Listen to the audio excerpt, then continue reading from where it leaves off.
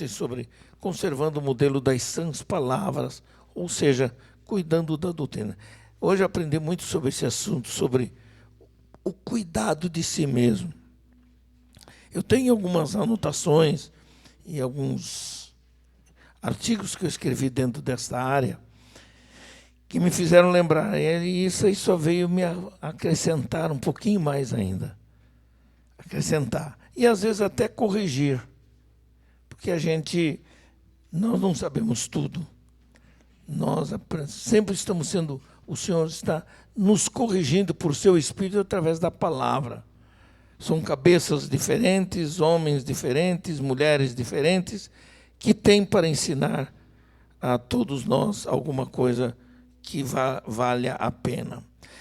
O texto que nós usamos por base são 3, eu não vou ler tudo aqui de novo, mas ontem nós demos, na verdade, uma boa introdução à matéria, quando falamos aqui sobre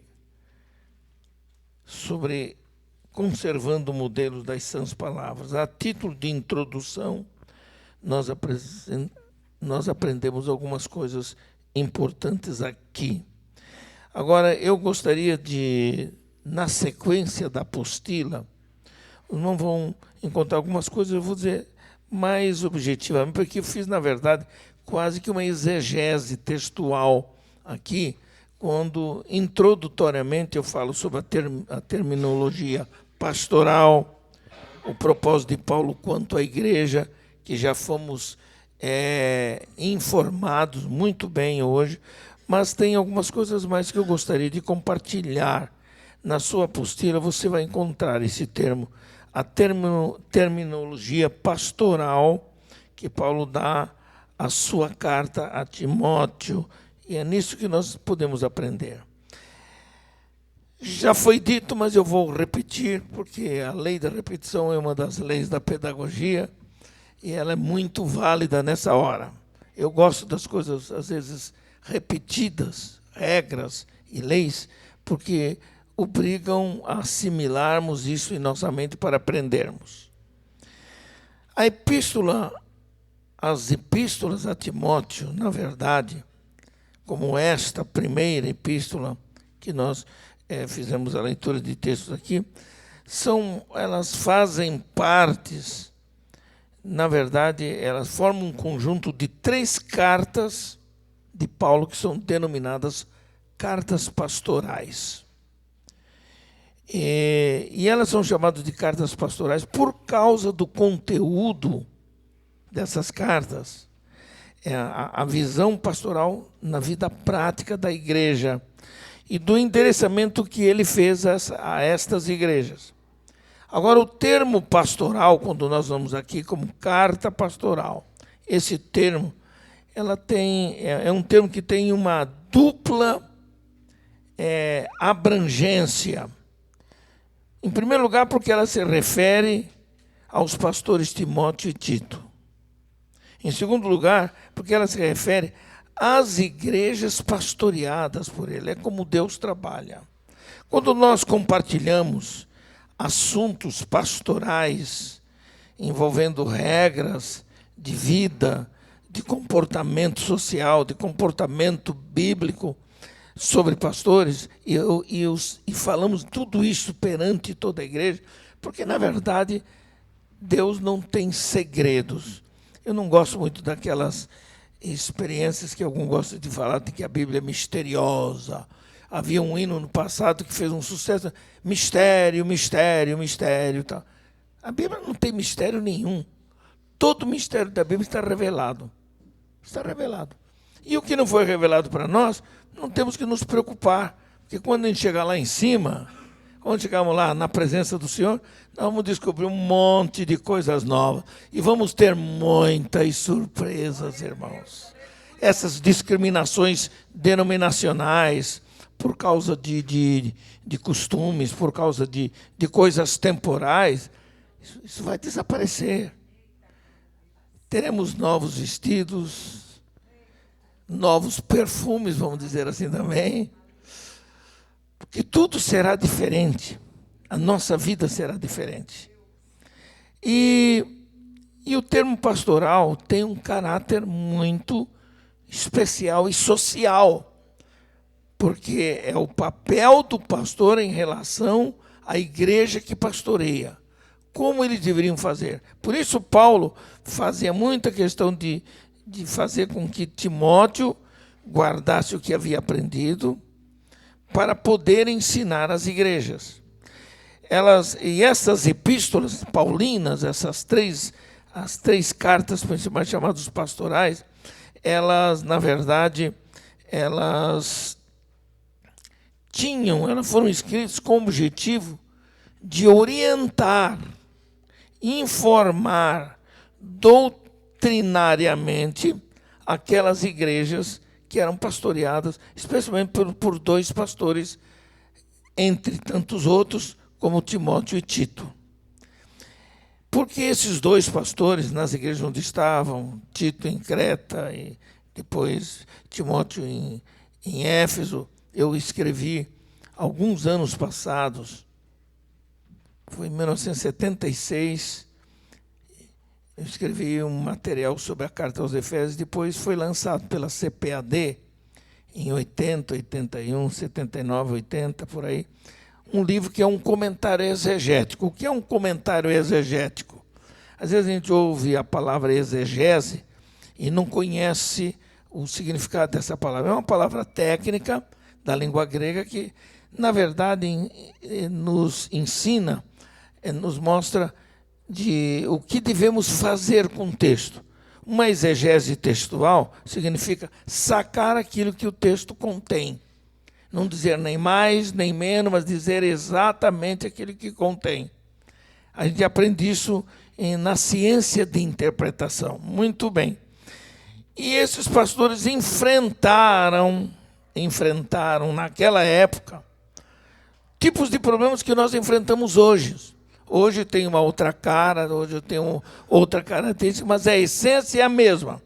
São heresias perigosas, filosóficas, influências filosóficas que estavam entrando no conteúdo doutrinário da igreja. Eu tenho lá na minha biblioteca pessoal, tem umas 80, 90 Bíblias, mais ou menos, de várias versões, porque a gente que estuda precisa ter noção. Eu tenho algumas Bíblias que eu fiz questão de comprar só para sentir os responsáveis por a editora responsável por aquela Bíblia. E algumas delas são irresponsáveis, de fato, porque fazem prevalecer a ideia de alguém em particular que se apresenta como doutor, e mestrados, e tem diploma para tudo quanto é lado, e eles, por autorrecreação, resolvem interpretar a Bíblia, ou seja, traduzir os textos, como se não se soubesse que não há um texto sequer original, a não ser aquele que foi encontrado, que ainda é uma cópia do livro do profeta Isaías, que está num dos museus em Jerusalém. Tudo são cópias feitas com muito temor de Deus, mas que o tempo diluiu, corroeu, corrompeu alguns textos. É por isso que quando às vezes você pega uma Bíblia, uma Bíblia, qualquer Bíblia, primeiro os textos bíblicos não eram divididos em capítulos, versículos e subtítulos, nada. Isso aí foi para facilitar. Deus abençoou alguns homens estudiosos que organizaram a Bíblia para facilitar a compreensão das pessoas. Mas naquele tempo pegavam um texto, estava tudo escrito de forma direta. Não tinha parágrafo, às vezes nem ponto. Você é que com a sua mente tinha que saber. E de vez em quando você se depara em algumas Bíblias, ainda tem esse cuidado. Põe em itálico, a forma de letra deitada, num texto bíblico. Por quê? Porque aquela palavra não se encontra no original. O texto veio em pergaminho, ou então em papiro, e são materiais que se corroíam. E às vezes o tempo corria e corria, envolvendo uma palavra, duas palavras, uma linha, duas linhas. E os copistas, por muito temor de Deus, eles tinham que lavar as penas que usavam, se era um estilete, para poder entender que até mesmo aqueles textos que eram escritos em ostracas, ou pedras mais fáceis de serem trabalhadas, ou pedaço de telha, de cerâmica, aquela coisa, também sofriam as intempéries do tempo, da corrosão e da coisa. Então, os copistas lavavam as penas, limpavam os estiletes e quando se propunham a fazer a tradução literal do hebraico ou do aramaico, alguns textos no Velho Testamento, e do Novo, do grego koiné, que foi citado aqui, a palavra koiné, que quer dizer popular. O grego de Helena não era um grego elitista dos filósofos, mas era um grego que todo mundo podia entender. O hebraico também foi feito assim, porque o hebraico, a língua hebraica, os textos bíblicos envolvendo histórias, envolvendo princípios, envolvendo regras bíblicas do comportamento do povo de Deus, também sofriam com as intempéries. Eita! Quando era manorra, eu me levantava mais rápido, irmãos. Mas ainda estou aí. Muito bem. Estou dizendo essas informações porque é uma escola bíblica. A gente não está pregando. Foi o que nas aulas que aprendemos. Que é muito interessante os irmãos saberem como é isso. Então, essas corrosões, às vezes em textos originais, deixa lá. Não tem problema. Aí é o mesmo texto que eu tenho aqui, então não tem problema.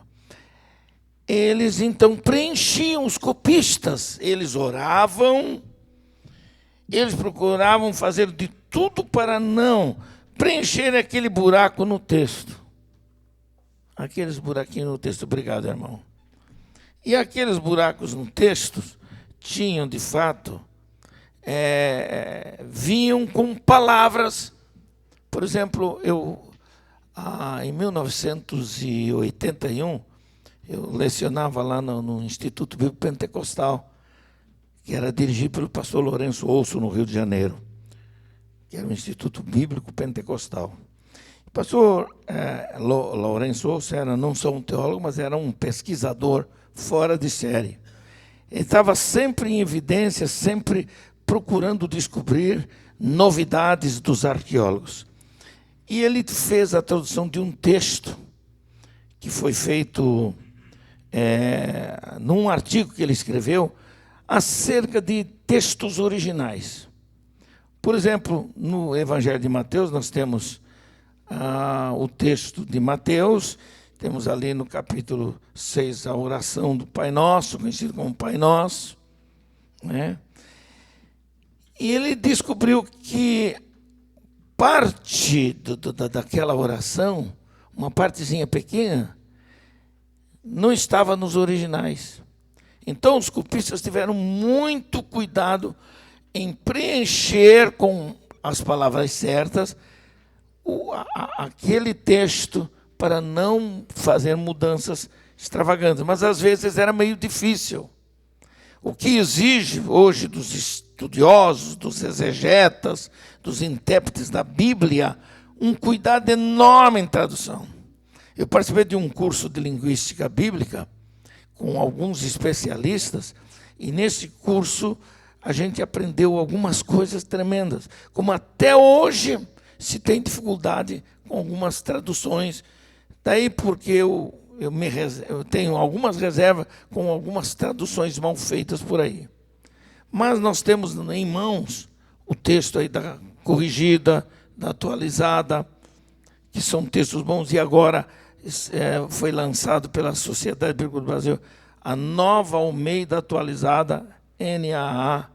Eu aconselho os irmãos, podem tomar esse texto. É um texto riquíssimo, mas escrito em uma linguagem muito mais acessível. Eles não mudaram o texto, a essência da palavra de Deus foi mantida originalmente, como ela foi escrita, mas ajuda a compreensão de algumas verdades. Porque a nossa corrigida, que é ainda uma das melhores versões de Almeida, quando ela foi lançada de uma forma muito elitista, porque Almeida tinha uma cultura elitista para fazer a tradução. Então, algumas palavras difíceis de entendimento que uma pessoa sempre pegava, não entendia. A mesma palavra, então, vem os versionistas especiais e traduzem aquela mesma palavra no sentido que o texto quer dizer. Muito bem. Aí, por que eu estou dizendo isso da importância de saber dos textos sagrados que nós podemos ter em mãos, né? E os textos que tiveram influências erradas, equivocadas, filosóficas, pagãs. É o caso da Bíblia Mundo Presente, dos Testemunhos de Jeová. É o caso de alguns outros textos, de algumas Bíblias que fizeram questão de mudar para fazerem valer. Ontem nós ouvimos aqui o testemunho pessoal daquele pastor que falou aqui ontem à noite, com muita propriedade. Por que ele veio para a Assembleia de Deus? Mas ele era unicista. E o unicismo significa a crença apenas em Jesus, e só Jesus, tabernáculo da fé, é só Jesus, só se batiza em nome de Jesus. Qualquer outro tipo de batismo em nome do Pai, do Filho e do Espírito Santo é errado para eles. Então eles usam a mesma Bíblia nossa, mas dão uma interpretação ao bel prazer deles. Não vou entrar nesse detalhe. Muito bem. A verdade é que estas cartas são pastorais, porque Paulo escreveu essas cartas visando orientar a igreja. Como ele não podia estar em todos os lugares ao mesmo tempo, Paulo era um itinerante, porque tinha missão itinerante no sentido de fundar igrejas, de plantar igrejas. Quem estudou comigo na escola bíblica dominical sobre o mundo do apóstolo Paulo, ou a vida do apóstolo Paulo, ali nós temos uma das lições, eu falei sobre Paulo como plantador de igrejas. Ele era um homem que tinha essa missão. Ele constituía pastores, mas ele não ficava muito tempo no lugar. Até porque ele acabava brigando com alguém. Ele era um bocado nervoso, né? Porque o dom dele não era o pastoral, mas ensinar pastores a pastorear. É interessante isso, né? São essas coisas diferenciadas do Deus agir. Deus usou ele para discipular, como disse o pastor. Foi o homem que mais fez discípulos de obreiros.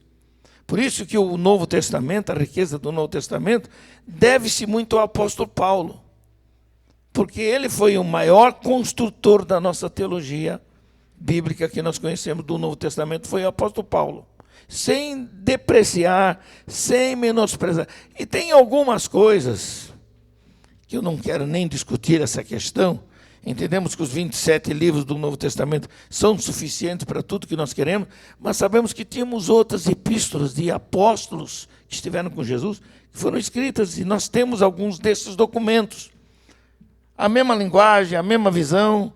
O problema, às vezes, é que no o canon do Novo Testamento, canon vem de cana, era cana de medir, porque ela é feita de uma planta aquática, e ela então era retinha assim. E a ideia da palavra canon é isso, se mede, medida, a ideia de medida. A medida era aquela que o Espírito Santo deu aos responsáveis na formação dos livros considerados inspirados por Deus, que não eram. Então, para um livro ser considerado inspirado, tinha que se provar uma porção de coisas. Passar por um teste, um critério enorme de afirmação. Autoria, data, e algumas informações, às vezes, ficavam assim meio chocadas, algumas informações, às vezes, um pouco equivocadas em termos de geografia, de história, entende? Por isso não entraram.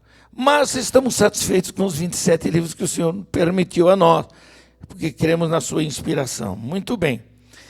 As influências negativas, filosóficas, eram aquelas que tentavam entrar no conteúdo doutrinário da igreja que estava sendo formada ainda.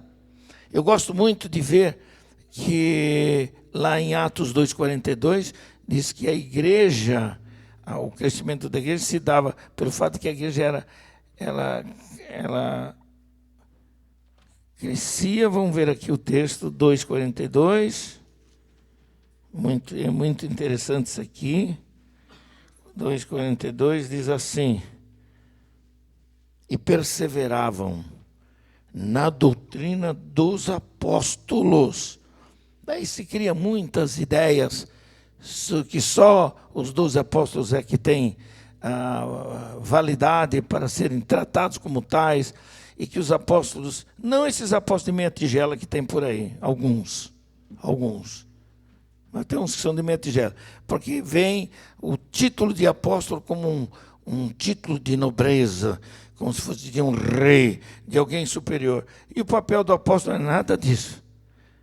Os apóstolos de Jesus foram chamados porque foram enviados para pregar o evangelho do reino de Deus. Então, eu creio na existência de apóstolos na história da igreja. Eu acredito que os nossos grandes pioneiros foram verdadeiros apóstolos. Só não tinham título de apóstolo porque o sistema de governo das igrejas não permitia. Só isso. Mas ninguém precisa discutir, não faz falta, nem tem de mais, nem de menos. Nós temos pastores, evangelistas, temos presbíteros locais, temos diáconos e até diaconisas. Ainda tem muita gente brigando aí que não aceita mulher no ministério, que não aceita mulher como diaconisa. Eu tenho pena dessa gente, porque eles bitolaram a cabeça deles de um jeito que são mais ou menos como aqueles cavalos que põem em carrocinha. Põe um tapume de um lado e do outro, ele só vê aqui. Falta de visão bíblica. Isso que eu digo para os irmãos aqui, eu digo em convenção geral da Assembleia de Deus no Brasil, as pessoas ficam meio assustadas comigo, mas eu tenho coragem. Eu tenho coragem de dizer porque aprendi a reconhecer algumas coisas que não deveriam acontecer entre nós. Muito bem. Independente desses aspectos, essas influências filosóficas daquela época, especialmente do gnosticismo, que vem de gnosis, conhecimento superior, era uma filosofia grega que tinha a ideia de que quem adquirisse aquele conhecimento do gnosticismo, superaria todos os demais. Então, eles entraram, não sei, da igreja, começaram a querer misturar os ensinos, especialmente nas igrejas gentias, que Paulo dava sobre a pessoa de Jesus, sobre a doutrina da salvação, sobre a graça de Deus, escatologia, e eles queriam misturar as coisas e impor na igreja, e criaram problemas em algumas igrejas. Algumas igrejas no passado, irmãos, algumas que até desapareceram porque as influências filosóficas foram tão fortes que essas igrejas sucumbiram, os crentes desapareceram em função disso. Então Paulo procurava fazer com que aqueles pastores tivessem o cuidado de preservar, de ensinar a sã doutrina. Hoje a coisa chega a ser tão absurda que nós temos ali pastores, eu já estive com alguns desses pastores, de algumas igrejas até históricas, já tem assembleano entrando na onda também, de que eles se escandalizam com a palavra ortodoxia. Acham uma palavra esdrúxula, uma palavra velha, que não tem mais importância, e que não é bem isso. A igreja ela é dinâmica, então, nesse termo dinâmico, eles aproveitam para dizer que a igreja é livre para fazer o que bem entender, cada quem faz o que bem entender. Então, são igrejas liberais que têm uma teologia liberal. Geralmente, os teólogos de teologia liberal são aqueles que imaginam determinadas coisas. Algum tempo atrás, quando tivemos aquele problema de tsunami, alguns desses teólogos de meia tigela que tem por aí começaram a dizer: não, Deus sabe, mas não sabe tudo. Deus conhece, mas não conhece tudo.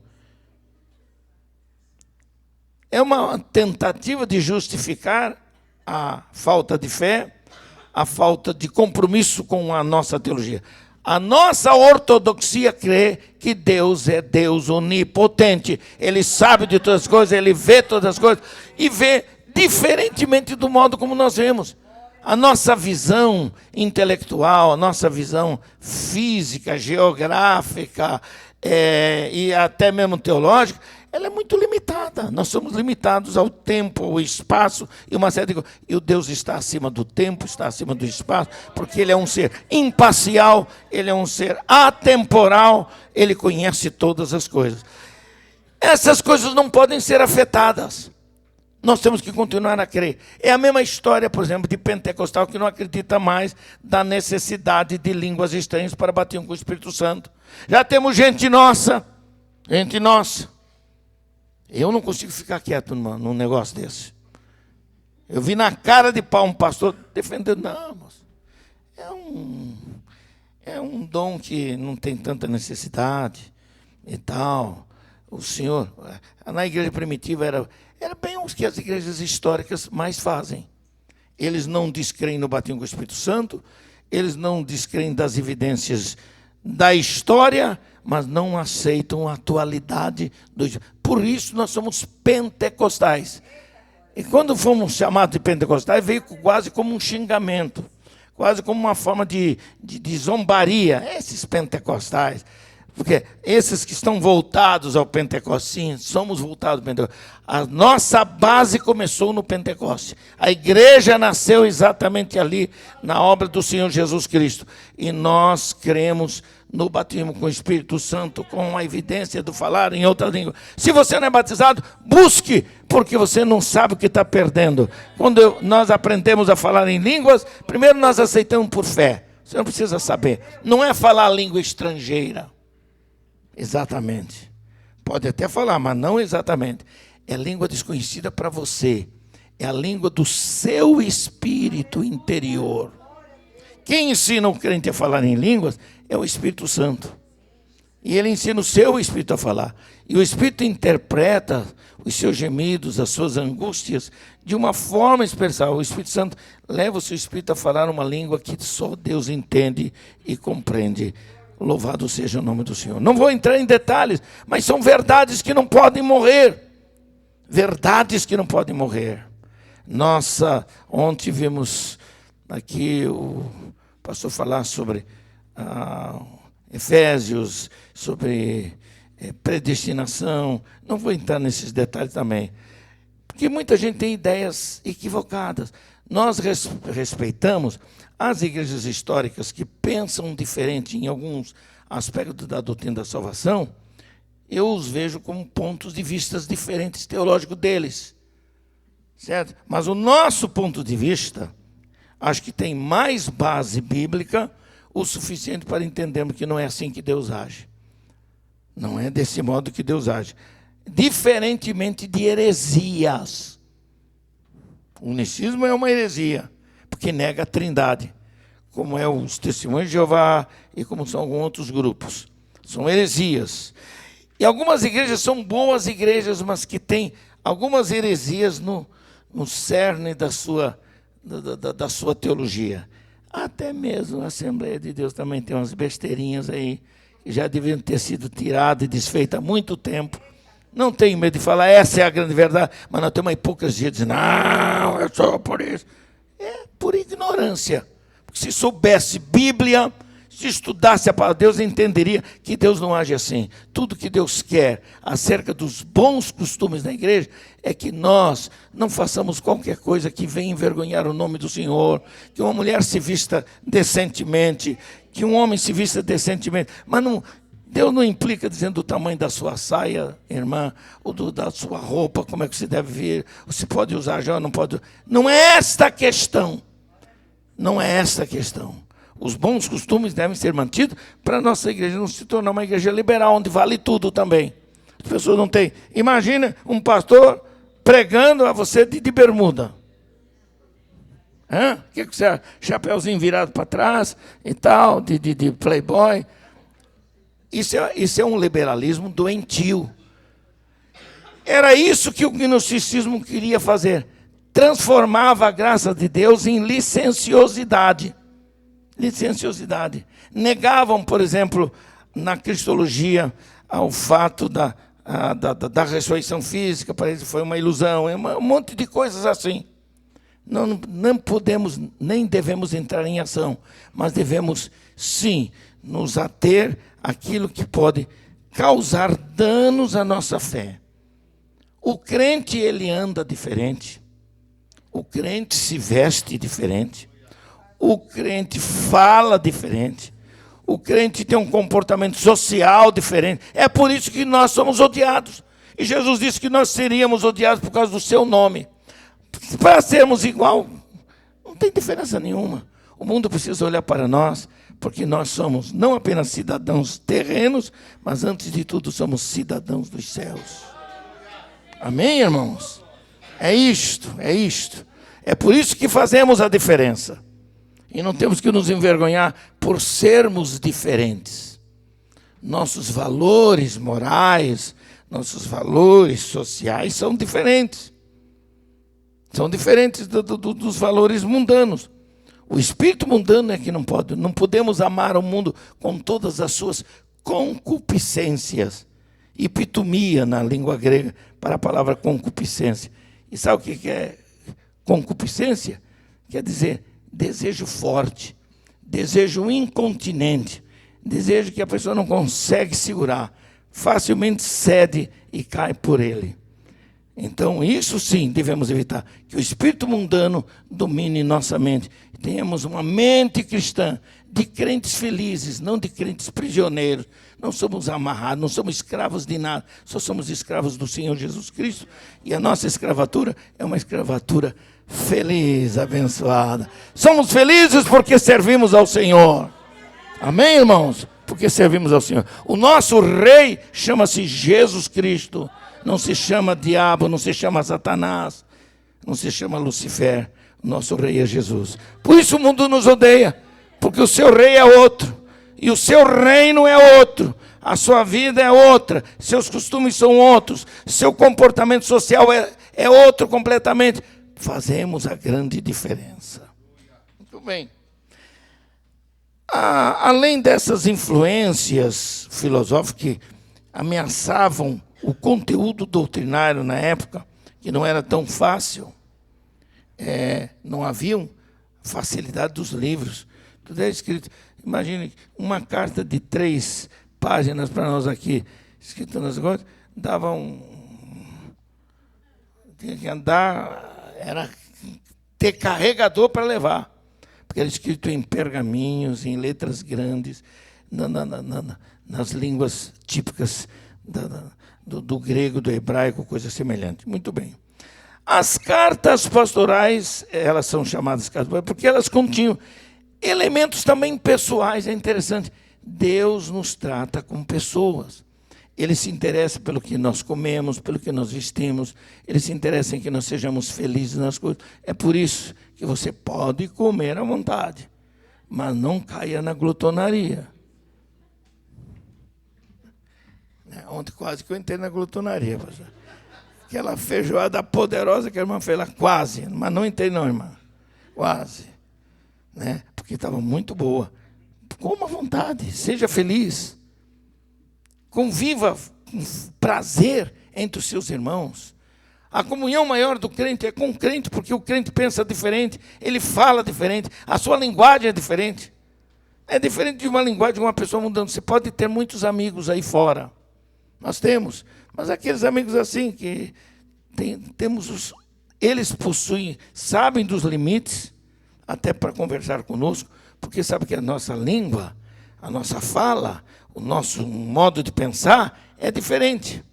E nem por isso somos retrógrados, nem por isso somos ultrapassados. Vivemos nesse mundo, certo? Nos alimentamos das coisas que o mundo físico nos dá, mas não pertencemos a um mundo espiritual, que é a palavra cosmos, da ideia de um mundo, de um sistema satânico que domina o mundo. É o que a gente está vendo por aí. É claro que você vai se sentir diferente. Você vai se sentir pressionado, porque você pensa diferente, seu mundo é outro. Existe uma coisa, nós estamos aqui, temos casas, construímos, procuramos viver uma vida confortável, mas o crente não pode perder nunca a consciência de que ele é apenas um peregrino. Ele é um forasteiro. Nossa cidade principal não é aqui. A nossa cidade está lá em cima. E isto não é utopia. Isto não é ilusão. Isto é a verdade. Eu estou aqui porque eu espero um dia chegar lá. Se Jesus vir enquanto eu estiver vivo, ótimo. Mas se não viver até lá e eu morrer, pelo menos eu morro em esperança da glória e da ressurreição que Cristo vai nos dar.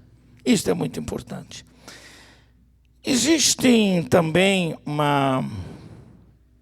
nessas cartas havia muitos conselhos e orientações de Paulo que serviam a todos os obreiros que ministravam aos cristãos.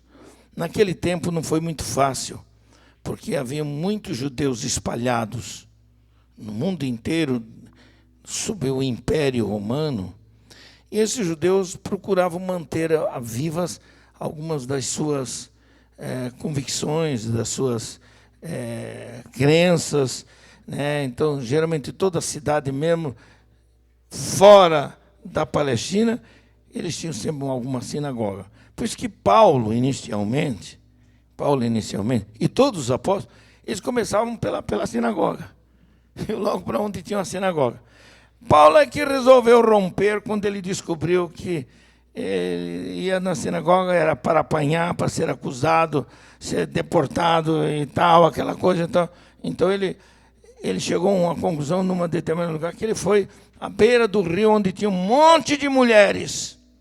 E lá tinha algumas mulheres judias casadas com gregos, com romanos e tal.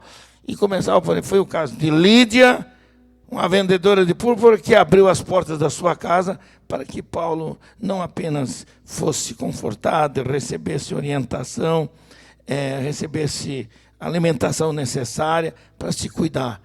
Paulo foi rompendo com algumas coisas, para que a igreja não ficasse presa a determinadas coisinhas que os judeus convertidos queriam impor.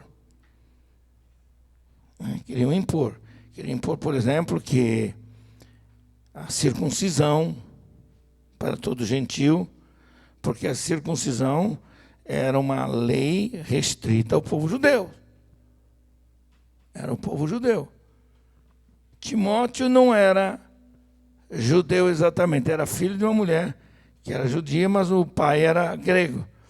Aí muita gente se escandala, põe esse camada para ensinar a gente, ele nunca foi circuncidado. Não, o problema é esse, vou conversar com Timóteo, e levou. Vai doer um pouquinho, mas você tem que fazer uma cirurgiazinha aí, especial, para que ninguém diga que você não tem um sinal de Deus na sua vida, que era a circuncisão. A circuncisão, todos nós temos no coração. A operação que o Espírito de Deus operou em nossa vida, essa é a circuncisão. Na carta aos Hebreus, Deus me deu a graça de escrever Carta aos Romanos, um livro exegético, que explica versículo por versículo. E algumas das coisas que nós descobrimos na Carta aos Romanos, a doutrina da salvação, é uma coisa espetacular. Como Paulo separa, ao falar da doutrina da salvação, ele fala para crentes gentios e para judeus.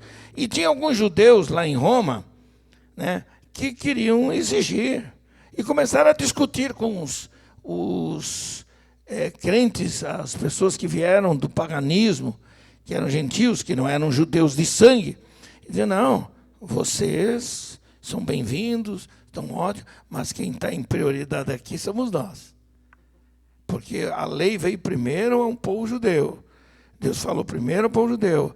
O Senhor escolheu primeiro Abraão, depois os outros. E começaram a discutir. Paulo, então, entendeu pelo Espírito Santo que não era bem assim. Eu vou usar uma ilustração bem simples, bem boba, mas interessante. Paulo fez igual, pegou um saco e pôs gentil e judeu dentro igual o gato, sacudiu bem, disse agora nem judeu, nem gentil, mas crentes em Cristo Jesus, justificados pela fé no Senhor Jesus Cristo. Isso é muito importante. Ele quebra. E lá na carta, Paulo organiza a sua carta, ele apresenta pelo menos umas 5 doutrinas básicas, mas as 3 principais são muito interessantes. Doutrina do pecado, a doutrina da salvação ou justificação pela fé, a doutrina da santificação, até o capítulo 8. Quando chega nos capítulos 9, 10 e 11, Paulo se refere diretamente, ele trata diretamente com os judeus e apresenta qual é o plano de Deus, de salvação de Deus para com o povo judeu. Aí Paulo mostra os judeus na perspectiva de povo, de gente, de nação, qual é o tratamento que Deus tem com... Deus não abandonou os judeus.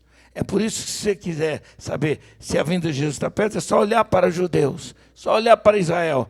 As coisas que acontecem lá politicamente, que acontecem socialmente, são sinais evidentes da próxima vinda do Senhor.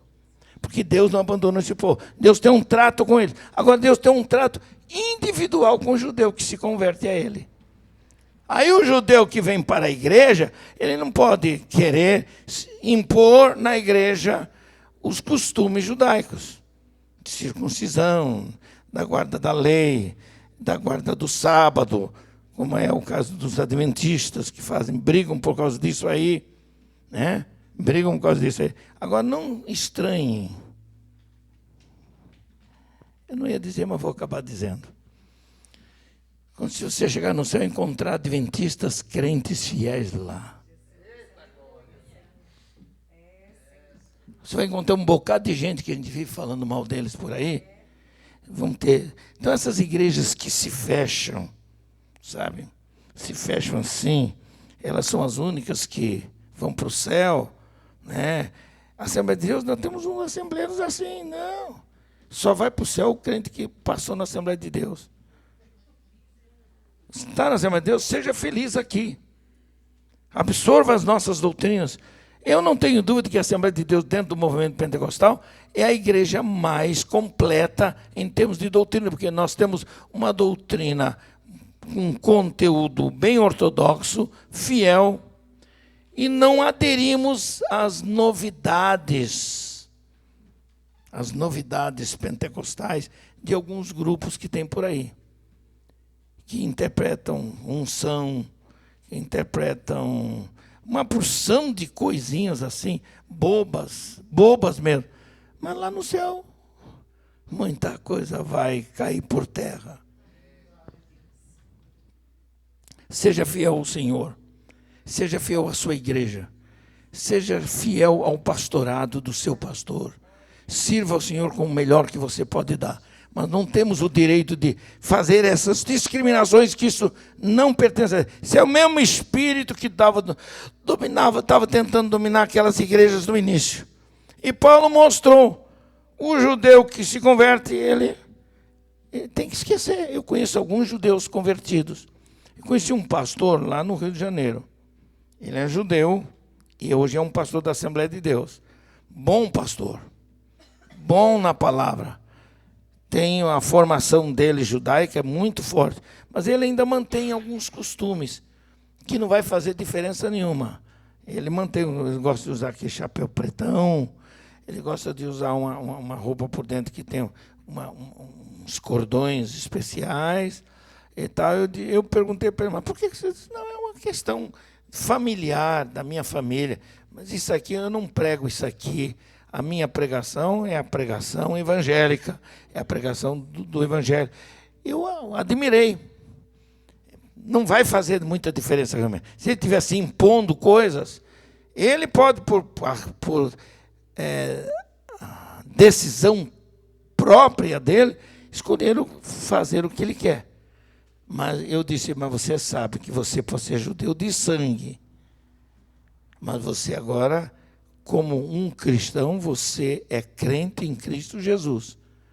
Então, na igreja não tem essa história de privilégio dos judeus, como os judeus defendiam em Roma. Eles defendiam, não, vocês não têm os mesmos privilégios. Antes de tudo, somos nós. Foi por isso que Paulo pegou todo mundo e dizia, não tem isto. Muito bem. São pequenas coisas que aconteciam naquelas igrejas que precisavam de cuidados. As cartas pastorais, de fato, não são apenas 3. Na verdade, elas formam um grupo de 7 cartas que são chamadas e identificadas como cartas da prisão. Imagine Paulo, um homem preso num cubículo, infestado talvez de rato, de barata, sei lá o que for, sem conforto nenhum, sem poder nem mesmo escrever direito, mas um homem que frutificou na prisão, fazendo com que as suas cartas na prisão, lá de dentro da prisão, alcançassem todas as igrejas que ele esteve, quando esteve em Roma, foi preso em Roma, em Jerusalém, em Cesareia, em Éfeso e alguns lugares desses aí. Não se escandalize com o que eu vou dizer para vocês, mas a história mostra que Paulo morreu sozinho, sem amigos. Primeiro, das dificuldades geográficas de locomoção. E as perseguições eram muito fortes. Morreu sozinho, temos como homem. Mas não morreu reclamando. Pelo contrário, ele faz questão de dizer que para ele morrer era ganho. Morrer para ele é ganho. Eu gosto das palavras de Paulo quando fala para os obreiros, já estou crucificado com Cristo. E vivo, não mais eu, mas Cristo vive em mim. Imagina o galardão desse homem. Eu tinha muita vontade de chegar lá no céu e conhecer o apóstolo Paulo, que eu sou um fã dele, gosto. Né? Eu não idolatro Paulo, mas sou um fã do apóstolo Paulo.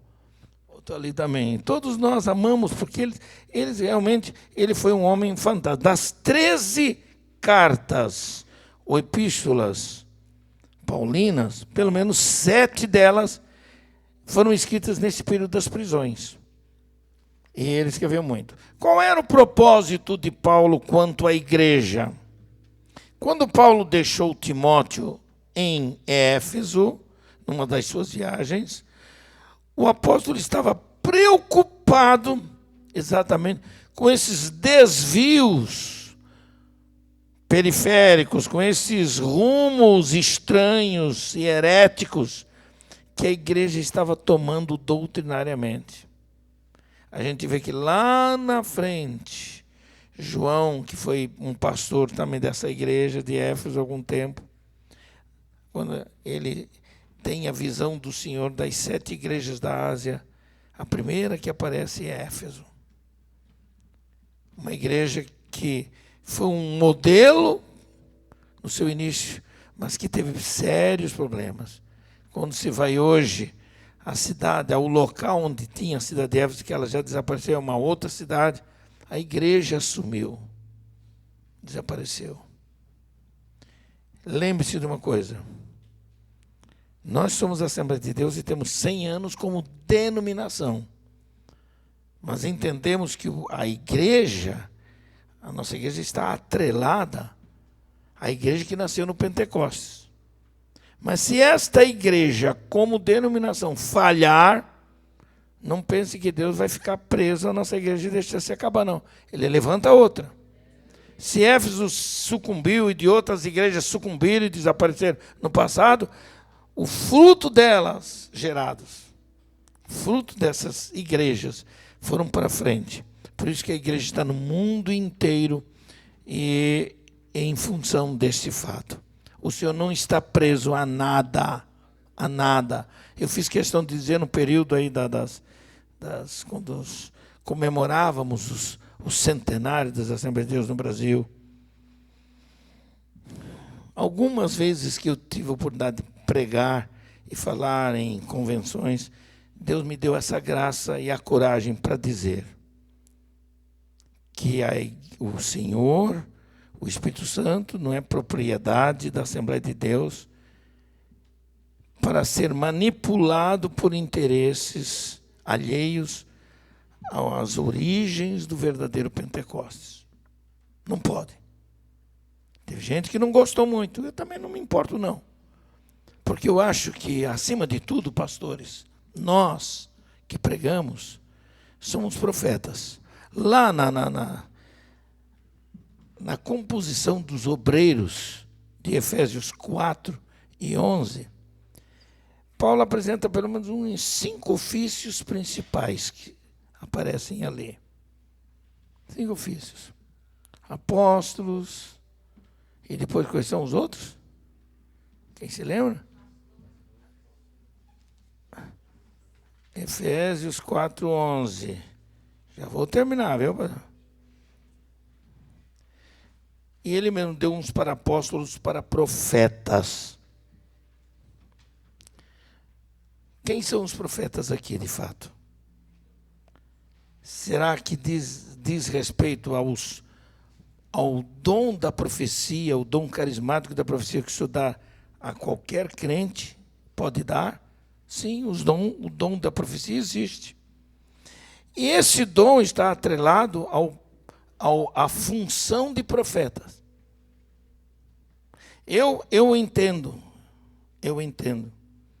que o meu papel é diferente, totalmente de pastor. Já pastoreei igrejas, várias nesses anos toda da minha vida, mas nesses anos todos Deus me conduziu para o papel de profeta.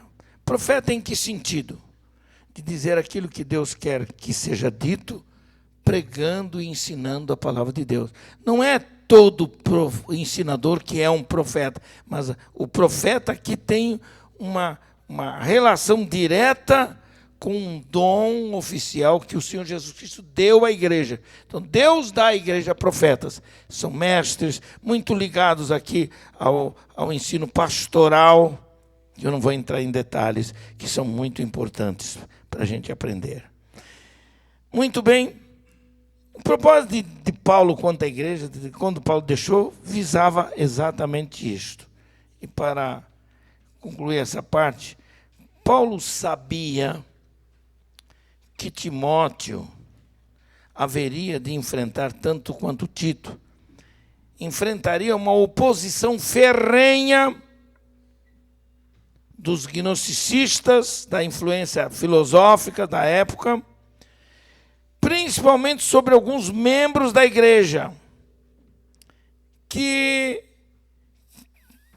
dominados por uma atitude carnal, queriam impor alguns conceitos errôneos sobre as verdades cristãs ensinadas por Paulo. Ninguém tem o direito de mudar nada. A Bíblia tem que ser interpretada à luz da própria Bíblia, daquilo que ela ensina. E Timóteo estava ali, enviado por Paulo, obedecendo esse discipulado e obedecendo também esta liderança delegada de Paulo. Timóteo estava lá para fazer aqui, para frear o avanço das falsas doutrinas. Irmão, se eu fosse falar aqui disso aqui, não teríamos tempo. Eu tenho um material que escrevi alguns anos passados, me pediram, sobre seitas e heresias, mas eu apresentei de forma diferente, que era avaliando as diferenças doutrinárias. Qual a diferença da nossa doutrina para as doutrinas heréticas que aparecem no seio da igreja? Como avaliamos isso biblicamente? E Paulo estava lá para isso. Pastor, que é pastor, não consegue pregar apenas para agradar as pessoas. Pastor que é pastor, antes de tudo, ele tem educação, ele tem que ter ética, ele não ataca pessoas, isso não. Mas firmeza na defesa das verdades bíblicas, ele precisa ter. Caso contrário, ele não é genuíno, ele não é verdadeiro, ele não merece estar no lugar que está. Por isso o pastor não consegue agradar todo mundo. Não consegue agradar todo mundo. Eu me lembro que uma vez, em Sobradinho, eu tinha uma igreja e comecei a receber gente de tudo quanto é lugar. Sobradinho é uma cidade satélite, então eu recebia crentes de outras igrejas históricas, da cidade, do próprio plano piloto lá, que é chamado, né? Até políticos que iam lá. Mas me lembro que uma vez um irmão chegou para mim. Não gosto do seu jeito de ensinar. Eu disse, o irmão tem todo o direito. Eu não consigo satisfazer mesmo a todo mundo. Mas eu só quero que você saiba que tudo que falo com a sinceridade do meu coração, não para agradar pessoas. Se alguma palavra minha feriu a você, você se sentiu ferido, me diga. Eu estou pronto para corrigir se for necessário. Não é bem nisso e tal. Sabe daquela gente que não vai muito com a cara da gente? Não vai assim, não gosto muito da cara daquele pastor ali e tal. Aí julga a pessoa, faz pré-julgamento da pessoa, sem conhecer a pessoa. Conheça a pessoa. Conheça a pessoa. E vou terminar só dizendo aqui, quando eu estava em Pindamonhangaba, estudando, isso foi um bocado de tempo. Foi em 1964 e 65, eu me formei lá. Me formei lá em 65. Me lembro que um dia o pastor Colenda, que era o diretor da escola, eles sempre recebiam pastores que vinham para visitar, para conhecer a escola. E veio um pastor de uma cidade lá do Rio de Janeiro, acho que era de Paraty, se eu não me engano. E o pastor de lá de Paraty veio e trouxe com ele um evangelista.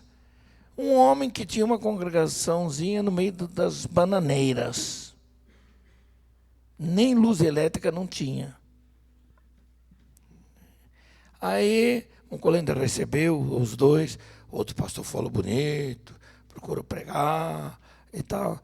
Aí, o Colenda, numa manhã daquelas, que nós tínhamos, sempre antes de entrar para a sala de aulas, nós tínhamos um pequeno culto, um devocional.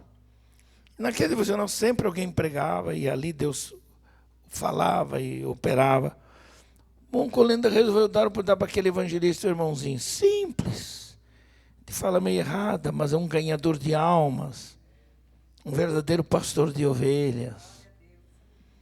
E o irmão começou, o que é que eu vou dizer para vocês que estão estudando?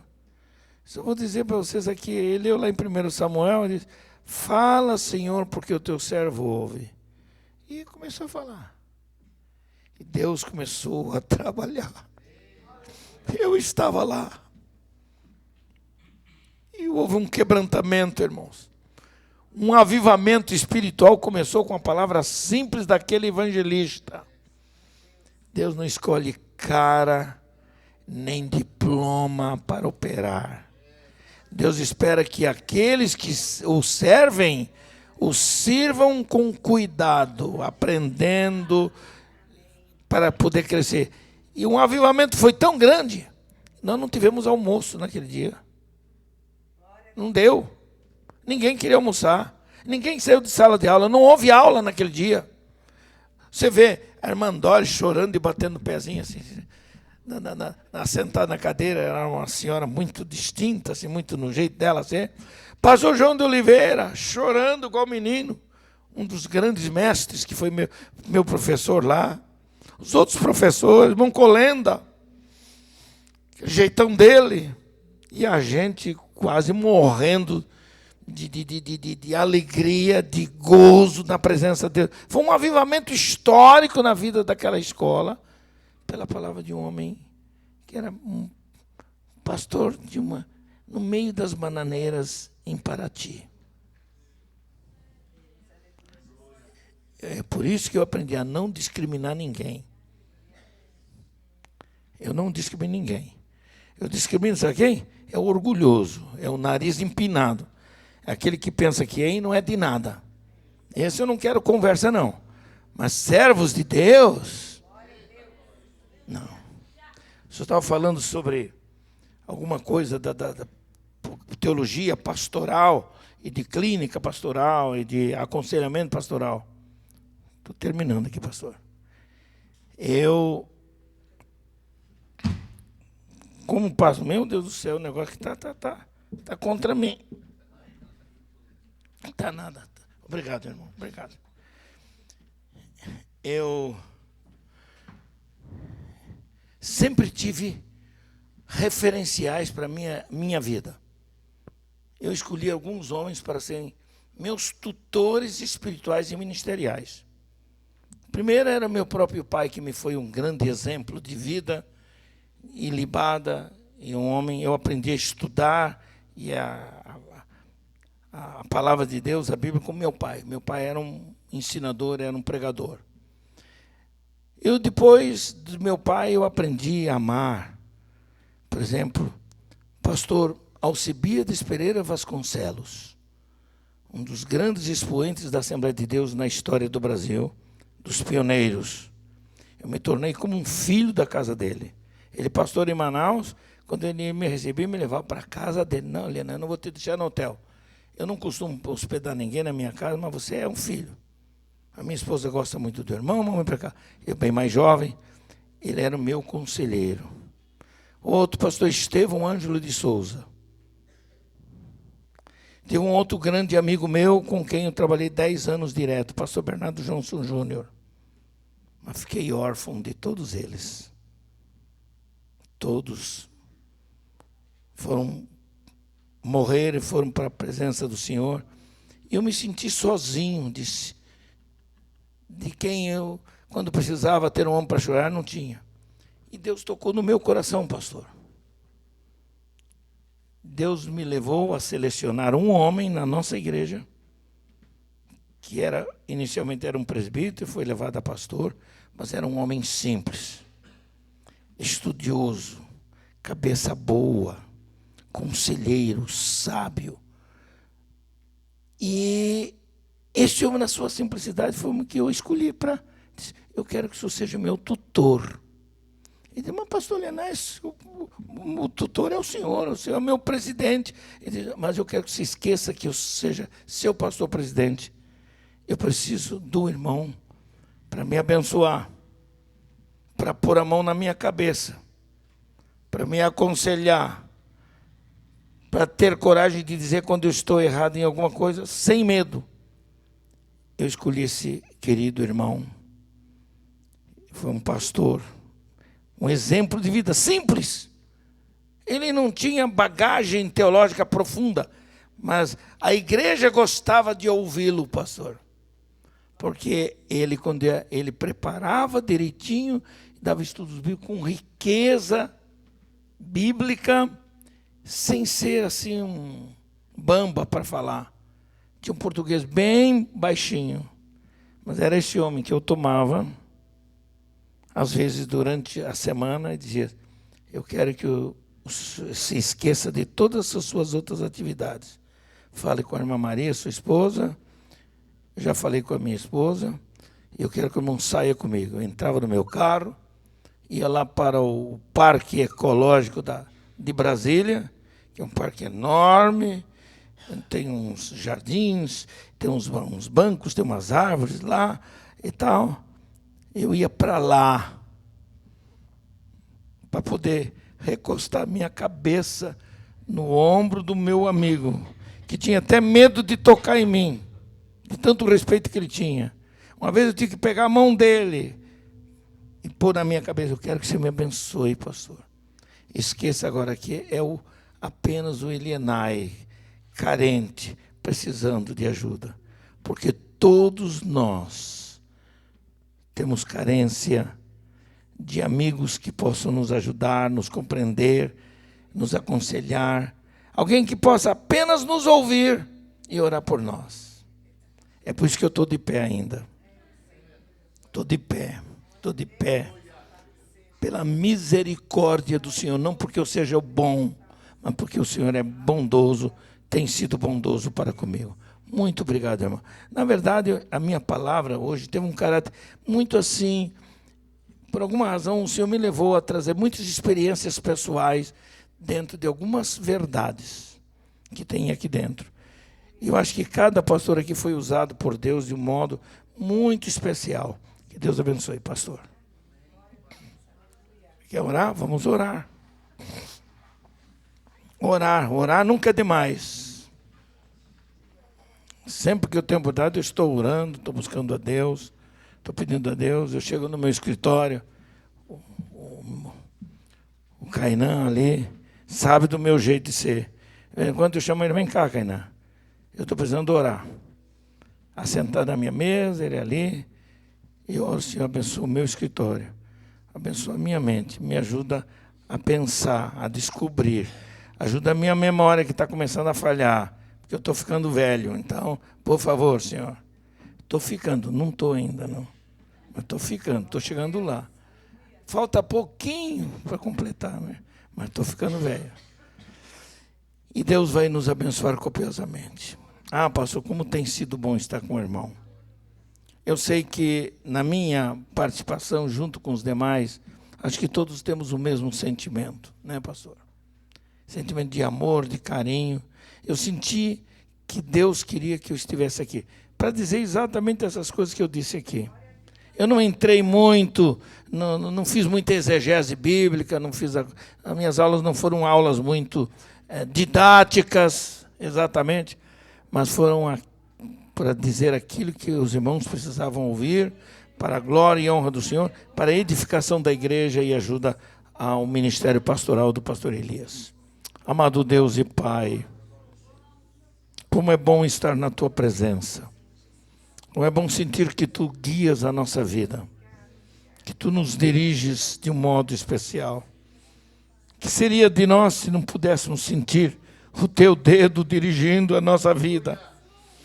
Não só geograficamente, dirigindo a nossa vida no ministério, na palavra. Tu que és Deus perdoador, sempre estás nos perdoando, nos ajudando, nos orientando, nos corrigindo. E queremos estar debaixo da tutela do Teu Espírito para podermos fazer a Tua obra. Abençoa cada família aqui representada.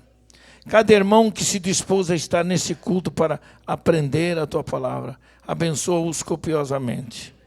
De um modo especial. Abençoa o ministério desta igreja.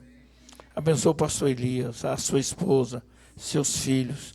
Abençoa, Senhor, o Robert, um homem especial que Tu tens colocado ao lado do Teu povo nesta igreja, para ser bênção.